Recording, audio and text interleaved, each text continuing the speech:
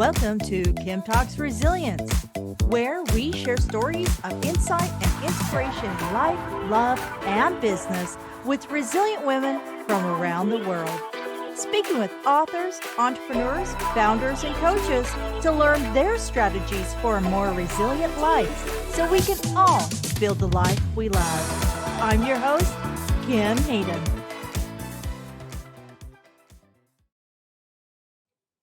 Alrighty, welcome back. If you've been listening along in the shows, or if you follow me on Instagram or find me on LinkedIn, you will know that I do like a good glass of wine. And it's sometimes overwhelming when you go to the store and you just look around. It's like, oh my God. And then like me, you're like, okay, what's on sale then? But wouldn't it be nice to have a better insight? And, because we have the opportunity in today's world to be creators, to be the renaissance of a specific industry. Our guest today obtained her MBA in working in clean technologies.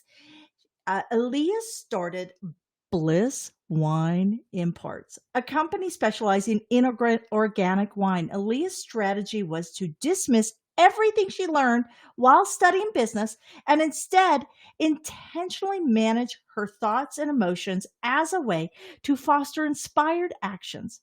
After successfully growing her company in 2007, Alleah became a certified life coach and started teaching the process to rewire the brain, thoughts, and emotions. Today, she spends her time teaching her students how to manage emotions and change historical belief in systems as a strategy to change her lives. And I'm hoping that during the course of this conversation, she can also help me with my overwhelm of the plethora of wines and how to rewire my brain to find the right one. So let's bring her in. We're going to talk wine today, but no, we're talking life-changing, but you do know why you got on the show, right? I now do. I'm 54 and I discovered my my love of wine during COVID, and unfortunately 30 pounds later I still have that love of wine. And I do want to go because I do believe that we become who we are as we grow through life. And just so everybody knows, if you are 28 years of age and you're listening to this because, you're trying to find your mom a new best friend, so send her my podcast. But if you're listening, the reality is you're going to have 7 different life journeys. And that's why I wanted to bring this entire journey that Alleah's in, because she is the sum of her journeys. And she's going to help guide me through rewiring my brain, rewiring your brain, and helping you find the best bottle of wine for your mom this Christmas. Oh my God, too funny. We're going to have so much fun. Okay, so Alleah, start us out. I'd like to know a little bit more of who is Alleah? Yeah, I'm somebody who generally likes to reject how things are done because the status quo doesn't seem to get many people very far. I started doing this a long time ago. When I was 12 years old, I snuck out of my house after school. I walked down the street to this bookstore and I randomly bought a book on a spiritual medium. And I don't know why I bought this, but I read it. And that's when I initially started learning about energy and that everything is energy. And so that kind of planted the seed for a journey along the way. I ended up studying with the author Rosemary Altea later on when I was maybe 18 or 19. And I was in a groove like a lot of us are when we're younger. And then I had then started doing what I should do and, doing all the shoulds and left that kind of life of knowing. And thank God, at a few years later, when my life was at super rock bottom, my mom sent me an Abraham Hicks video and I learned about law of attraction and drank all of that Kool-Aid. But today I'm somebody who I love expansion. I love teaching. I love teaching the nuances of this stuff because everybody's talking about manifestation, but at a very high level. And so I love breaking it down and making this stuff so doable for people and having fun along the way and really just enjoying this crazy ride And my favorite part about it is when I realized all this stuff, I realized, oh, I'm off the hook for having to be smart, networked, or clever. I can just like manage these emotions and thoughts and like be as successful as anybody else. And that's my favorite part, is being off the hook for having to be particularly like smart about something. They say fear is an emotion, but courage is a decision. So I want to understand a little bit better. You have this great MBA in clean technology. Everybody is talking about ESGs, our environment, like everything around there. Why would you leave that, the security of a paycheck within that space, and start on your first venture of Bliss Organic Wines? And then why would you shut that down and move into the coaching? These are great questions, and I'm so thankful I have specific answers for all of these. So yeah, I got the MBA. I was in San Fran. I got into a grad school in California. I moved out there from the East Coast. I got the MBA. This was the start of me doing what I should do. I remember my grandfather telling me, "Oh, you should go to just grad school or something like that." I'm like, "Oh, okay." So then I, get the job in clean tech, and started getting headaches from the overhead lights being in the office. Time was flying by so quickly. But I'll tell you what, the epitome was when I was so stressed. You don't even know about this. I didn't tell you about this anywhere. Was when I actually hallucinated an earthquake. I was in the office, 3rd floor, downtown San Francisco, and I had so much anxiety that it must have been some sort of like panic attack where I felt an intense earthquake that nobody else did. I'm just like thinking about it. I'm like thinking about that moment of being like, oh my God, you guys, an earthquake. And like, I can remember these specific looks of like intense confusion from my team around me. I was the boss. I had like 6 people, and I realized, oh man, I have a problem here. And so it was around that time that I learned about the concept of managing emotions, about the concept of manifestation, and the concept that whatever you are saying is true, and whatever you are saying and believing paves the way for later. And so I had realized that I needed to learn how to manage my emotions. I always thought that, hey, life happens and then you just feel however you feel. And I just thought that was just, you just feel however you feel. And this was the first time I realized that's actually not true. You can craft and practice how you want to feel. And when you do that, you change your point of attraction and your whole damn life changes. And so I had always had this voice in the back of my mind, like I want to start a business, but I would always then say, but I don't know what. I'm not clever enough. I don't know what. And so one of the first things I realized was, hey, as long as I say I don't know what, that's my reality. And so I had then decided to say, I always wanted my own business, and I'm curious what.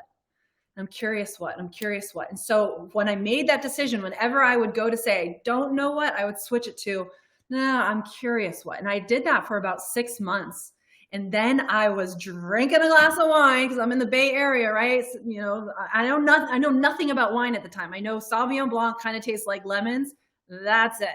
But I'm sitting having a glass of wine with a friend who's telling me about how she's quit her job because she's making 6 figures importing stuff from China and selling it online, selling it on Amazon. And then I realized, importing. That sounds amazing. Like then you don't have to think of a business, just buying and selling. So I said, I'm going to import something. What should I import? And I'm just drinking this wine. And I said to myself, wine, I'm going to be a wine importer.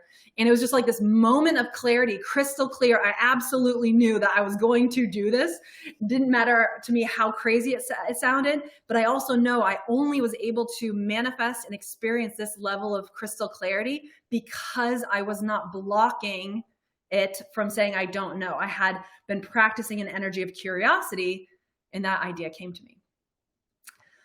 From there, that was a wild ride because now I'm in the beginning of my manifesting experience, and now I knew I wanted to do it. I didn't quit my job right away. I kind of was energetically doing this, researching how to become a wine importer, starting to file paperwork to get the licenses, all while I was working, and then it finally came to a head where it just was crystal clear to me. I was able to make the decision to leave that and go full-fledged into wine importing. I went to Europe for 9 months and traveled from vineyard to vineyard, winery to winery, and I had already become a certified sommelier at that point, but I learned everything I know about spending, 6 to 10 hours with winemakers. And that was a wild journey because in the beginning, I was like, all right, with law of attraction, I don't need to know all the answers. I need to feel like I'm a wine importer. So I decided my strategy for building the wine importing business was to have this vision of being some networking event somewhere in the future and like reaching my hand out and saying, hey, my name's Alleah and I'm a wine importer. And whenever I would go to that vision, I would kind of feel like, oh yeah, that's going to be really cool. Hey, my name's Alleah and I'm a wine importer.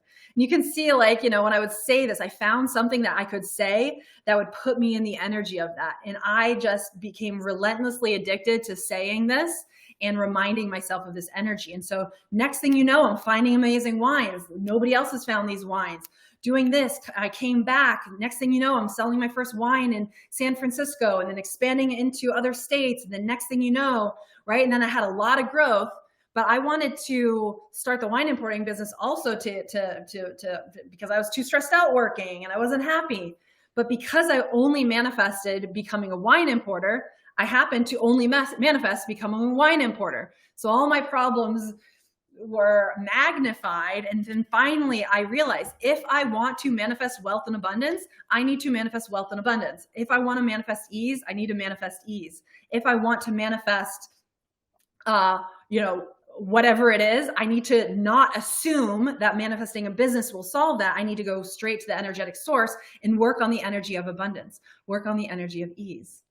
Easy days is one of my favorite things I've ever manifested. Easy days. So basically you became an expert. You decided to become an expert. I love how you talked about, you chose to build while you were being paid. And that's the biggest challenge I think people realize is that if you're going to build something to take control of your time, your life, your trajectory, it's okay to build it while you're being paid. In fact, it's probably the smartest thing. And if you're a woman over 45, the reality is that you're which Alleah obviously is not, but you will be at some point in time. And how a woman over what age you said? 45. 45. I'm sitting there, but you're right, not 45. Yeah. So the statistics show us that a lot of women over 45 start losing the traction to get promoted. They start becoming, their jobs can become at risk because it's just weird. It's the psychology of what people perceive the viability and virility of a female. About something. If you start getting nervous on, I don't know if I'm going to get promoted, there's somebody else, then that's the energy you're emitting and that's the experience you're creating. But by getting ahead of it, it's amazing how all of a sudden, if you're focused over here on building, everything starts moving over here. It's a crazy thing. Yes, I love that I built the first year, but it actually took me 5 or 6 years to make any money after that. It does. I mean, Nike was basically bankrupt for 30 years, right? The reality is we all look at these overnight successes, but there really is a foundation of 5, 6, 7, 8 years. We see these apps that come out and all of a sudden, wow, magic, right? It's overnight. No, they've been working in it, right? See, you got it. What you get, what you put in is what you will get out, right? No matter if it's a actual physical, you're out toiling a field, or if you're sitting and meditating, what you put in is what you get out. And I have to say though, as like in those first years, I was, manifesting and holding the energy of being a wine importer, but I also had an undercurrent of lack the whole time because I didn't have money.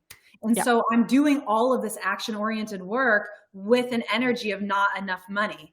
And so it wasn't until I realized that I had to switch that at the root in order for things to change. And can you tell? I'm looking at your beautiful golden skin. Are you still in California? No, I'm in Massachusetts, but I have really good lighting. Oh, this is me with a tan. I'm basically ghost level. I'm just looking at how beautiful your skin is. Okay, so let's move on. How all of this worked to bring you to where you are today. So walk me through Law of Attraction with Alleah. Yeah, absolutely. So it started actually 7 years ago. I ended up realizing that even with making money in the wine business, I wasn't that fulfilled on peddling wine. And so I decided, not an easy decision, but I decided to invest in a course to become a certified life coach. And I started coaching 2-3 clients at a time on the side of doing my wine business. And that brought so much fulfillment to my life, and it was really beautiful. So then over the years, I just wanted to do more and more coaching and less wine. And so there was just kind of a turning point. And now today, I spend a lot of time on TikTok teaching, on my Facebook page teaching. And what I do today is I work with people to help them understand what are the stories they have, what are the limiting beliefs they have, what are the narratives they have, what are the energy patterns they have. Not to do therapy. We're not doing therapy. We're not going to feed a problem, but identify what are all of these things so we know what needs to be shifted. And from there, once we've taken a snapshot of like all of these narratives, all the things that your brain is saying over and over and over again, they're all true things. Nobody's saying that these things are not true, but they are energetically unhelpful. So we understand what those are, and then I help people rewrite these narratives so that they can move gently into a more empowering place. But there's a nuance here, because if you're feeling lack, like you're never going to have enough, and you try to adopt a mantra or affirmation that says, money's coming, I'm wealthy, I have all of this stuff, then you've jumped too far, because your visceral reaction is, no, I don't. Unlikely, too hard, not sure if it's going to work. So the trick in shifting energy is to do it gently and slowly, so you actually feel a genuine energy shift along the way. And so I spend a lot of time, most of my time with my clients are spent on what is it that you say and how do we change this into a new version that is believable, but energetically feels better. And when we do that and we practice and we do that again and again and again, over time, we can actually shift these stories. This is how you get yourself to believe something you do not believe. Because a lot of teachers out there say, teach you how to do it. And then there's this fine print that says, but you must believe it. Well, what if you don't? That's the thing that people are experiencing. They don't believe it. And so then they don't know how to do that part. So in order to get yourself to believe something you don't believe and feel something you don't feel, you have to very gently shift your emotions and shift what you're actually allowing to happen in your brain, which transmits into words and emotions. Yeah, you have to, there's that old saying, you got to see it to believe it. But the reality is you have to believe it to see it, right? Yeah, you have to feel it. You have to feel it. Yeah. Yeah. I completely agree. I mean, in the sense that you're never going to, if you don't feel it, if you don't believe it, then you're not going to have the energy to do the work to achieve it, right? You're not going to say, you know what, today I have to learn how to design a response bot, and I'm not a technologically driven individual. So I need to remove that language going, I can learn anything. I need to go and learn this because this is the next level of my success, because I am successful. Yeah. Yes. However, let's say you didn't believe. Let's say you said, I can learn anything. But then you were like, oh, but I don't know if I can. Or I don't have the time. Let's say that this affirmation you came up with actually ignited more lack. Then we would need to go with something more gentle with, I'm curious how to get this done. I'm curious like what a good company is to work with. I'm curious what a good first step would be. And then you can see that, okay, oh, I got to do this transforms to I'm curious. So it's a tiny shift, but you shift from lack energy to having energy. And once you do that tiny shift, you can build from there. And next thing you know, you're like, yeah, I wonder how. And now you're attracting the answer. And now you get an idea. Now you Google something random. Now you're talking to somebody. I absolutely see that. With my team, I say, do not bring a challenge unless you have a suggestion for a solution. And so I know that there's answers. I know that there's answers out there. There's just no way. I mean, I did high school with, three-way calling and the cord stuck to the kitchen and fighting my sisters for a single bathroom. And now I'm in a world where, I have a home with 4 bathrooms and everybody in my house has a phone, and my phone has more information on it than the school computer. So anything is searchable, anything is solvable, anything is doable. I just have to find it and ensure that my team or the people around me know that this is what I'm working with. Do not bring me your issues, your problems, unless you have an idea for a solution. Yeah. I also have a lot of 25, 27-year-old young men that work with me. It's like, do I scare you? Am I like your mother? I'm like, this is a problem. What do you think is the solution? So I do think that really shifting that mindset, because we're in a new world. This is the coolest thing I've ever seen in my life, right? My daughter, who is 22, will never know a world where it is literally strictly the assembly line, the industrial age, the brawn over the brain, right? She now lives in a world where she can create. Yeah. And this So is good.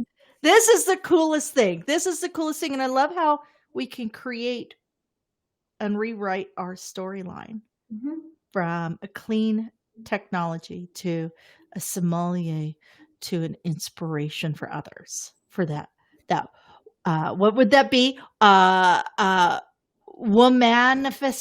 a womanifestation. But sorry, I'm making my own language here.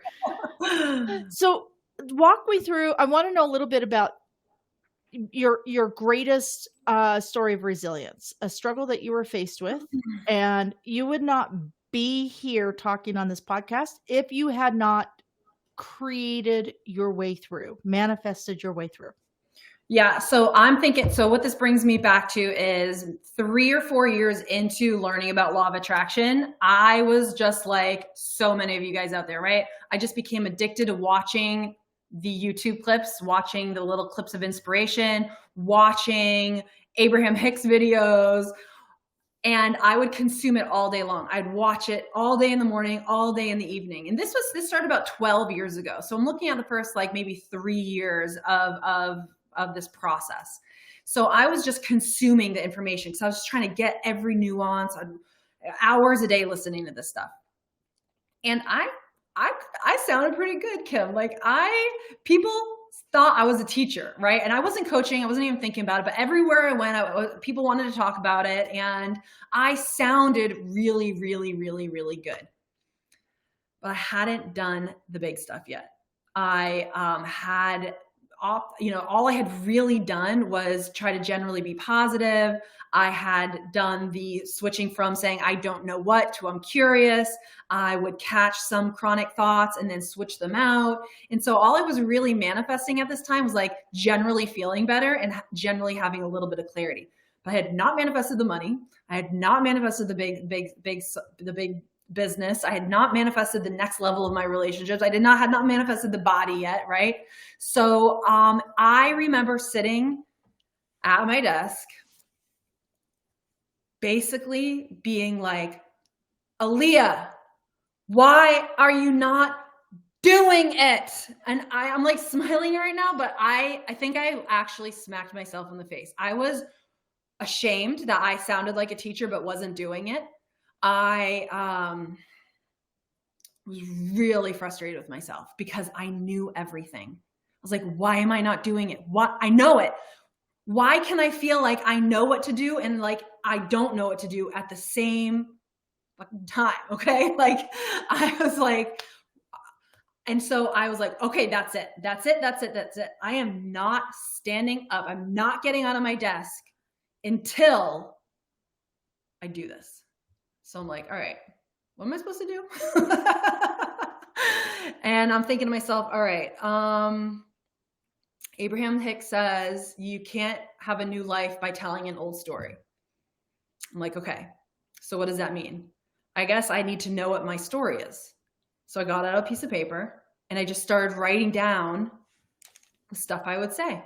I would start writing down how I explain how I got here. I started writing down just what I would tell somebody if we were having a glass of wine together. If I was out having a glass of wine with a friend and I was just going to get her up to speed on my life, I wrote down what that narrative is. What was the default narrative that I would say without thinking too much? Because that's what my energy is. And then I folded the piece of paper in half and I rewrote every single sentence. Not to an affirmation that I didn't believe, nothing too far, but I lightened it up. And at the time, I did not realize that this would be the precise moment that I would go from manifesting the little stuff to the big stuff. And I certainly didn't realize that I was developing the cornerstone of a future coaching business. So basically from there, it was like, okay, I now have this new thing and I believe this version, and this version definitely feels better. And now it's up to me to practice the you know what out of this. Because the old story has a very wide neurotransmitter pathway. If my neurotransmitters are going to show up for work and they're going to think about something, they're going to go down the very wide pathway of my old story. Now, on day one, I've now crafted this new story. I've read it once or twice, but the neurotransmitter pathway is like teeny weeny, right? And so if the neurotransmitters show up for work, they're going to go down the other one. They're not going to go down that one. So I knew now is my job to practice this new narrative to widen that neurotransmitter pathway, to shrink the other one. And as I would do that, I knew I would feel better. And as you feel better, you get access to new ideas and you have new inspiration to take action. But the idea is you're going away from forced action into inspired action, which is easy. So you do that, you raise your energy, and then you do things that are obvious and easy that you feel like doing. And that is the golden path to everything that you want. And so this is my story of resilience, because I had to sit down and I had to force myself to do that. And then I had to practice this for months and months and months without expecting many results. Because I knew that, hey, I have to override years of energy. I have to build up a momentum over here. And then I'd have to rewrite that story, right? As soon as that story was in my body, it got boring and I'd have to write it up again, practice it, get boring, write it up again. So it was this continual process.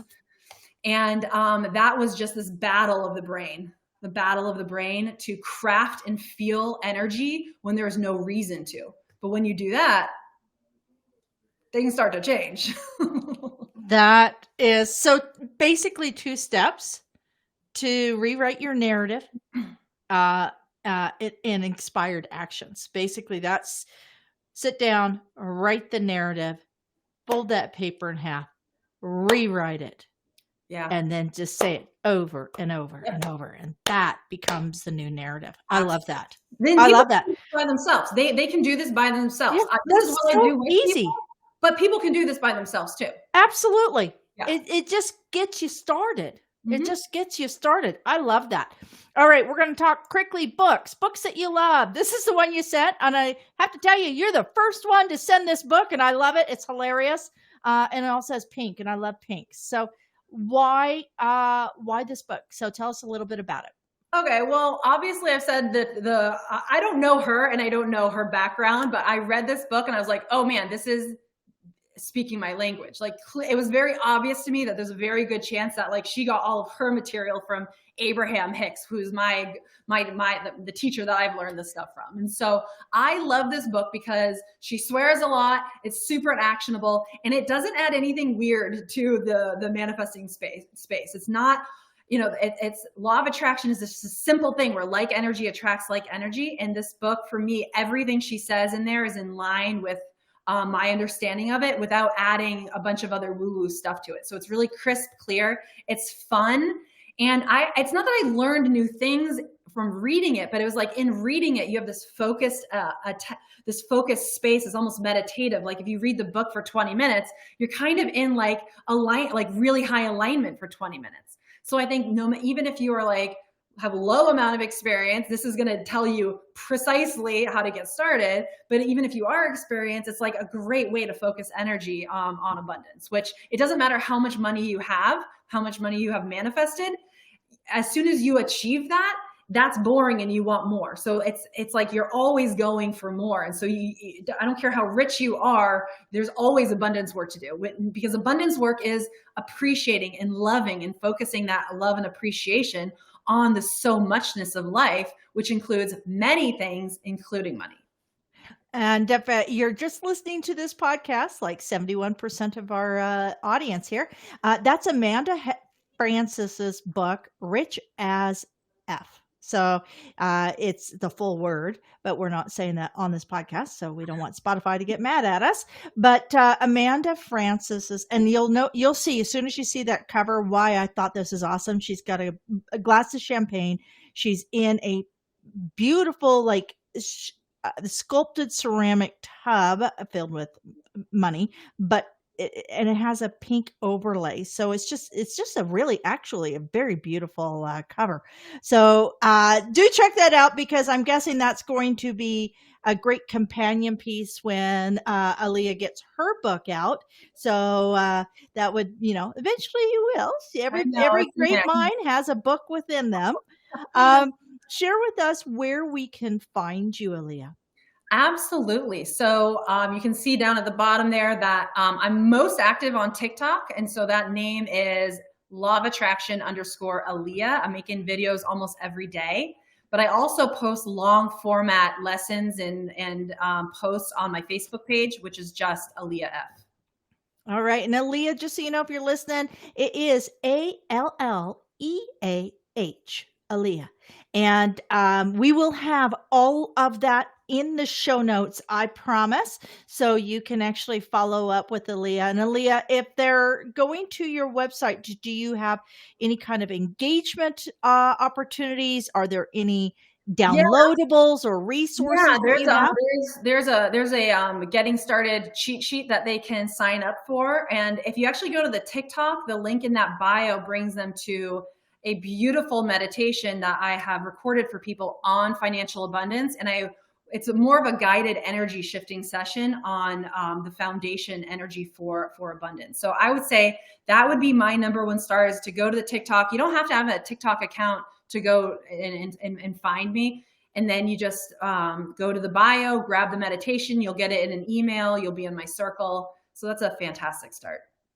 Excellent. And of course, you can email me. There's ways to email me or DM me on either Facebook or TikTok if they want to learn how to work with me. Excellent. All right. So I always close the show out with a quote. And because you know what? Life can be hard. These are realities. You can sit here and say life is never hard, but the reality is being human. The beauty of being human is receiving challenges that you can push through, because nothing makes me feel prouder than when I say, I conquered that. I did that. Human beings would not have built trains from one coast to the next coast. They would not be climbing Mount Everest with no oxygen. They would not be swimming channels full of sharks if it wasn't for the fact that we want to move through. We want to grow through.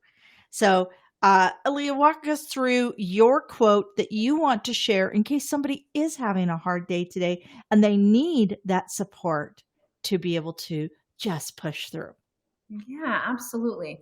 So the quote I have here on the screen is, by changing my story, I can change my point of attraction. But we've already kind of been there already. And so if I were to leave you with one small directive, it would be for you to know that when you can change how you feel without anything else changing, everything can change. So if you're feeling low right now, the first thing to do is let yourself off the hook. You're human.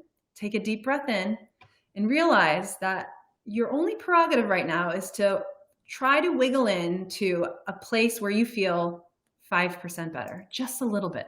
Because 5% today plus 5% in a couple days is a compounding effect. Well, ladies, I can't actually do much more with that, because that is amazing. That is everything that I always talk about. It's one step at a time. Mm-hmm. One step at a time. And fill your head with amazing voices. Fill your head with that inspiration. If something's not feeding you, don't eat it. Don't consume it. Yeah. Seriously. So, all right, Alleah, I so appreciate your time. Oh, and before you go, what's a good wine? I like Pinot Grigios. What is a good bottle of wine? such a loaded question. I think that your best bet is to find a small wine shop where you can learn who the buyer is and build a relationship and take their recommendations. And never make that decision again. Go find the person in your town who knows how to make the decision and let them make the decision. Excellent advice. So that way you can spend more time focusing on what is your new narrative and how are you going to fully submerge in that. Let somebody else make your wine decisions. Thank you, Alleah. I appreciate your time. See you. Thanks so much, Kim. Bye for now. Thank you for joining us here today at Kim Talks Resilience. I'm your host, Kim Hayden, and I'd love to invite you to our resilient community at resilientgift.com. That's resilientgift.com, and we'll send you our magazine and tickets for upcoming events and all sorts of cool things we do here. So be sure to keep watching, and you know what? Don't forget to like, subscribe, comment, and share, because we all know that sharing is caring.